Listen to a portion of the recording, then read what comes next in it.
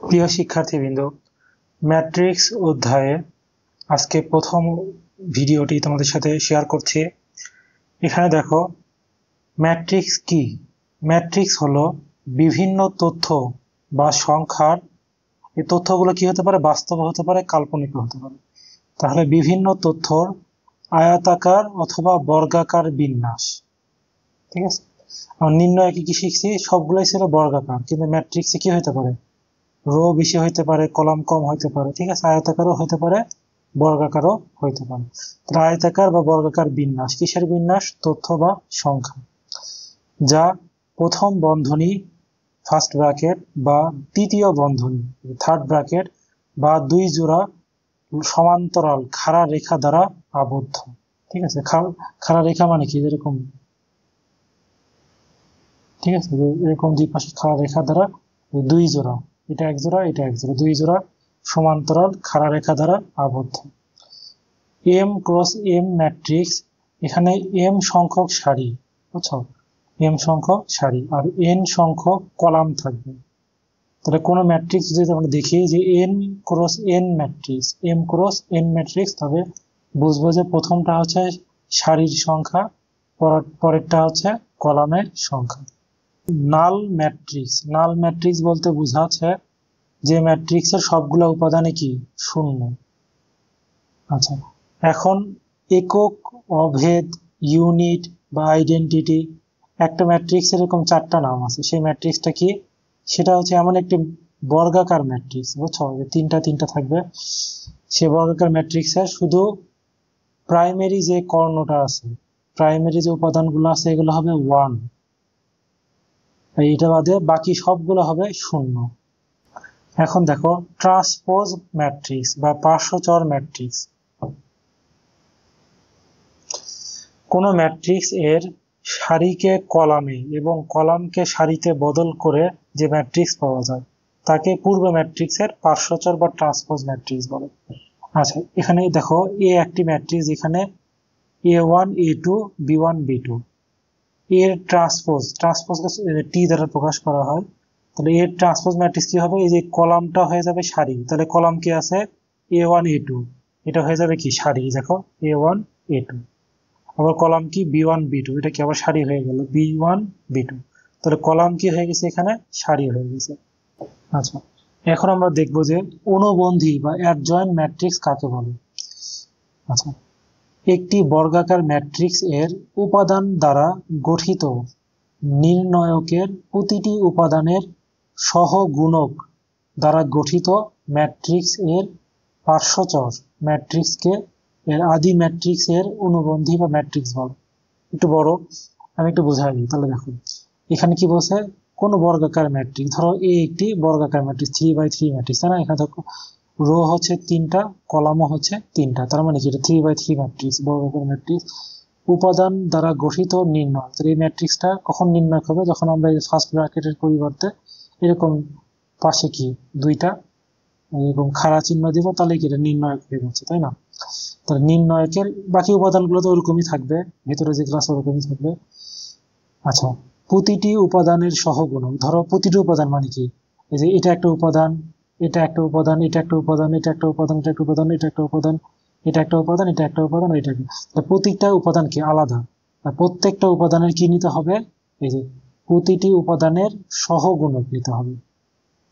তাহলে A11, A11 এর সহগুণক দেখো, A11 এর সহগুণক আমরা ধরছি হচ্ছে এ বড় হাতের A11। সহগুণক কি? আমরা যে গত অধ্যায়ে শিখেছি যে কোনো একটি উপাদানের এই যে এইদিকে আর এইদিকে বাদ দিয়ে বাকি যে অংশটুকু থাকে, এই অংশটুকুকে আমরা উপযুক্ত চিহ্ন বসালে এটা হবে কি? এই উপাদানের সহগুণক। তাহলে A11 এর দেখো, A11 এর সহগুণক কে কে থাকতেছে? এই যে A22 A23 A32 A33, দেখো A22, এই যে A1 এর A11 সহগুণক আমরা কি করছি? বড় হাতের এ লিখছি। তাহলে বড় হাতের A11 A22 A23, দেখো A22 A23, আবার A32 A32 A33 A33। তাহলে A11 এর সহগুণক হচ্ছে এই চারটা। একইভাবে A12, এটার সহগুণক কি হবে? তাহলে এই লাইন বাদ, এই কলাম বাদ। তাহলে A12 সহগুণক হচ্ছে তাহলে এই লাইন আর এই কলাম বাদ দিলে কি থাকতেছে A21 A21 A23 A23 A31 A31 আর A33 আর কিন্তু এই যে উপাদান এটা এবার চিহ্ন বসাতে হবে না, এটার জন্য কি হবে, এটার জন্য হবে মাইনাস। আমরা কি শিখছিলাম যে 3x3 ম্যাট্রিক্সের জন্য plus minus plus minus plus minus আবার প্লাস মাইনাস প্লাস, এরকম হবে না যে চিহ্নগুলা। তাহলে যে এই উপাদান এটা কি মাইনাস উপাদান, সেজন্য এখানে কি বসতেছে মাইনাস।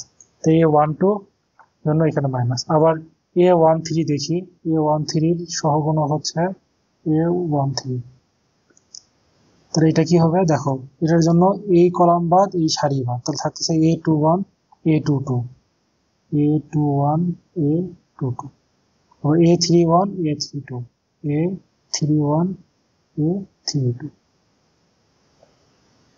তাহলে A13 এর জন্য এই চারটা। একইভাবে প্রত্যেকটা উপাদানের কি সহগুণক আছে।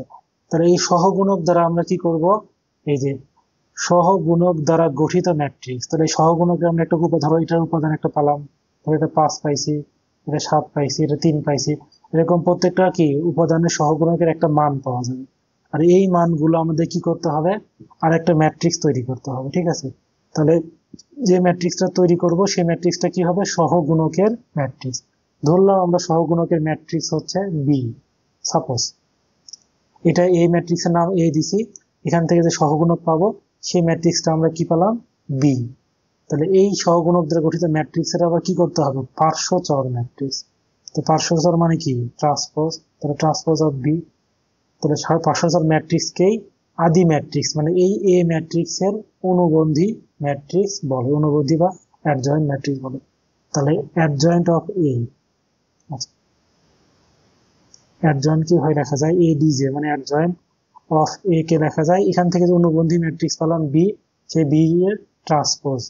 তাহলে adjoint of A is equal to transpose of B. আরেকবার একটু বলি, অনুবন্ধী ম্যাট্রিক্স বলতে একটি বর্গাকার ম্যাট্রিক্স এর উপাদান দ্বারা গঠিত নির্ণায়কের প্রতিটি উপাদানের সহগুণক, প্রতিটি উপাদানের সহগুণক দ্বারা গঠিত ম্যাট্রিক্স। তার সহগুণকগুলো দ্বারা আমরা কি করছি, একটা বি ম্যাট্রিক্স তৈরি করছি। ম্যাট্রিক্স এর পার্শ্বচর মানে ট্রান্সপোজ অফ বি ম্যাট্রিক্সকে আদি ম্যাট্রিক্স এর অনুবন্ধী ম্যাট্রিক্স বলে। তাহলে আদি ম্যাট্রিক্স এর অনুবন্ধী adjoint of A is equal to লেখা হবে ট্রান্সপোজ অফ বি। আচ্ছা, বিপরীত ম্যাট্রিক্স বা ইনভার্স ম্যাট্রিক্স, দুইটি বর্গাকার ম্যাট্রিক্স এর গুণফল যদি একটি একক ম্যাট্রিক্স হয়, একক ম্যাট্রিক্স আমি একটু আগে শিখলাম না, ইউনিট ম্যাট্রিক্স বা অভেদ ম্যাট্রিক্স হয়, তবে একটিকে অপরটির বিপরীত ম্যাট্রিক্স বলে। তাহলে দেখলাম যে দুইটা বর্গাকার ম্যাট্রিক্সের গুণফল যদি একক ম্যাট্রিক্স হয়, এখন দেখো এ একটি বর্গাকার ম্যাট্রিক্স, বি একটি বর্গাকার ম্যাট্রিক্স, দুইটার গুণফল কি হয়েছে, এই যে আই দ্বারা একক ম্যাট্রিক্স বা আইডেন্টিটি বা ইনভার্স আইডেন্টিটি বা একক ম্যাট্রিক্স বোঝানো হয়। তাহলে এ বি যদি গুণ করে আই হয়, তাহলে কি হবে, হয় এ বির ইনভার্স অথবা বি এর ইনভার্স। তাহলে কি দেখা যায়, এ সমান বি ইনভার্স, মানে কি হচ্ছে এখানে এটা বি এর ইনভার্স ম্যাট্রিক্স, অথবা কি দেখা যায় বি সমান এ ইনভার্স, মানে বিটা কি এ ম্যাট্রিক্স এর ইনভার্স ম্যাট্রিক্স, ঠিক আছে। আচ্ছা, এখন এ এবং এ ম্যাট্রিক্স এর ইনভার্স ম্যাট্রিক্স গুণ করলে আমরা তাহলে কি পাচ্ছি, আই পাচ্ছি। আবার বি ম্যাট্রিক্স এর সাথে বি ম্যাট্রিক্স এর ইনভার্স ম্যাট্রিক্স গুণ করলে আমরা কি পাচ্ছি, আই বা আইডেন্টিটি ম্যাট্রিক্স পাচ্ছি। এখন ইনভার্স ম্যাট্রিক্স সমাধান করার নিয়ম আছে আমাদের এই অধ্যায়ে। বেশিরভাগ দেখবো অঙ্কগুলো তোমাদেরকে এই ইনভার্স ম্যাট্রিক্স বা ম্যাট্রিক্সের সাহায্যে সমাধান করতে বলা হয়, সেখানে কি ইনভার্স ম্যাট্রিক্সের নিয়মগুলো আমাদের কাজে হয়। তাহলে দেখো, প্রথমে কোনো একটা ম্যাট্রিক্সের ইনভার্স বের করার জন্য প্রথমে কি করব, আমরা ওই ম্যাট্রিক্সটির আগে নির্ণায়ক বের করে নেব। সাপোজ ধরো এ ম্যাট্রিক্সটার আমরা ইনভার্স ম্যাট্রিক্স বের করব, তাহলে এটা কি প্রথমে কি করতে হবে, আগে নির্ণায়ক ডি বের করে নেব। ডি বের করার পরে প্রতিটা উপাদান ইনভার্স বের করার জন্য আমরা কি করছি, অনুবন্ধী ম্যাট্রিক্স বের করতে হবে। তাহলে কি প্রতিটি উপাদানের সহগুণক বের করতে হবে। তাহলে এই সহগুণক দ্বারা আবার নতুন আরেকটি ম্যাট্রিক্স বি নির্ণয় করতে হবে। আবার বি ম্যাট্রিক্স এর কি ট্রান্সপোজ ম্যাট্রিক্স তৈরি করতে হবে। তারপরে আমরা কি পাবো, এই প্রথম ম্যাট্রিক্সটার অ্যাডজয়েন্ট ম্যাট্রিক্স পাবো। Adjoint of A is equal two কি ট্রান্সপোজ অফ বি, একটু আগে আমরা দেখলাম এখন ইনভার্স অফ এ ম্যাট্রিক্সের ইনভার্স সমান কি লেখা যায়? Adjoint of A divided by নির্ণায়ক অফ এ। ঠিক আছে, তাহলে ইনভার্স বের করতে গেলে আমাদের প্রথমে কি করতে হবে? এই ম্যাট্রিক্সটা অ্যাডজয়েন্ট বের করতে হবে এবং এই ম্যাট্রিক্সটা নির্ণায়ক বের করতে হবে।